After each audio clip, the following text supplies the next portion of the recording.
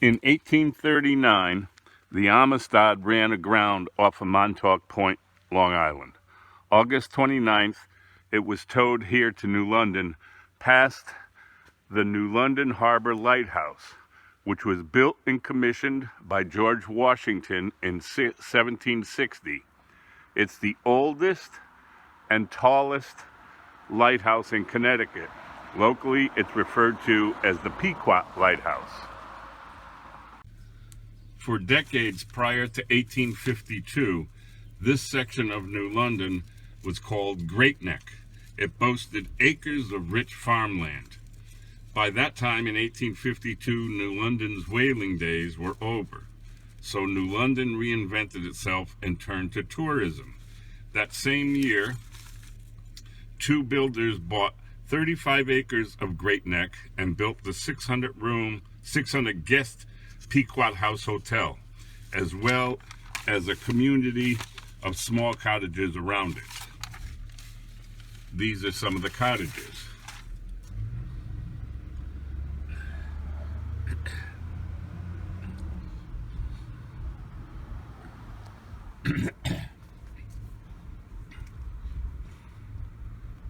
You can see how tiny they were and how narrow the streets are.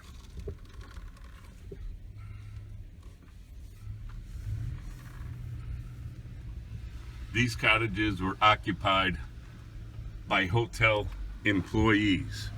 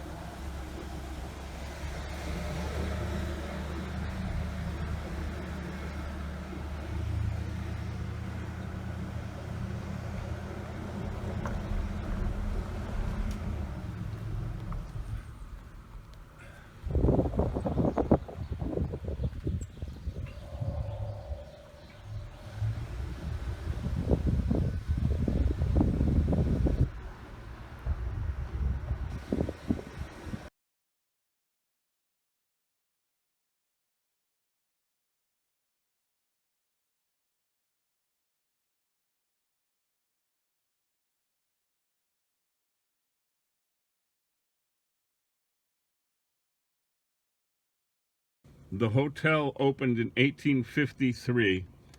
Wealthy vacationers from New York City and D.C. often stayed there, as well as Ulysses S. Grant and Chester A. Arthur.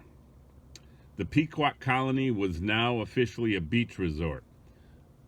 For the next 80 years, wealthy businessmen and entrepreneurs started a mansion building boom. These are a couple examples of them. This was the Ernest Rogers House, built in 1923. This house was built by Theodore Bedouin. He was the publisher of the New London Day in 1927. A few more of the large houses built during the mansion boom.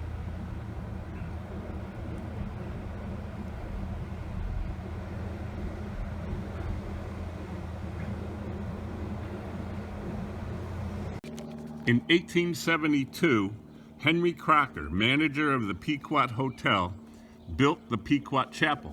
For church-going guests of the hotel, this meant they didn't have to trek the 3-mile carriage ride to New London proper.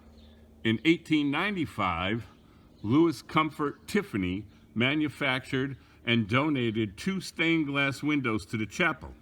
In the summer, from time to time, David Good preaches at the chapel. It's just 5 doors away from my house.